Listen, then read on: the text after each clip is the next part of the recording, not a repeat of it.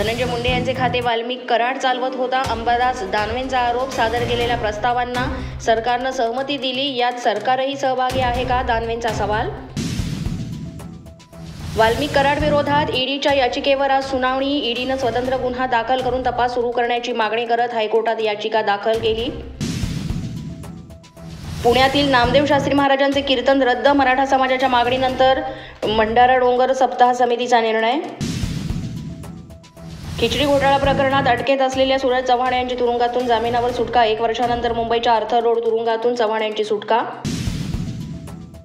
सूरज चव्हाणांवर अन्याय झाला, ज्यासाठी त्यांना अटक करण्यात आली त्या कंपनीचे मालक शिंदे गटात. आदित्य ठाकरे यांचं वक्तव्य. खिचडी घोटाळ्या प्रकरणी जामीन मिळाल्यानंतर सूरज चव्हाण मातोश्रीवर. आदित्य ठाकरे आणि सूरज चव्हाण यांची गळाभेट. सूरज चव्हाण यांचा अभिमान. एक निष्ठावंत शिवसैनिक कसा असावा याचं उत्तम उदाहरण म्हणजे सूरज चव्हाण. उद्धव ठाकरे यांची प्रतिक्रिया. शिवरायांबद्दल केलेल्या वक्तव्यावर राहुल सोलापूरकर यांनी माफी मागितली. शिवाजी महाराजांचा अपमान करण्याचा हेतू नव्हता. सोलापूरकर यांचं स्पष्टीकरण.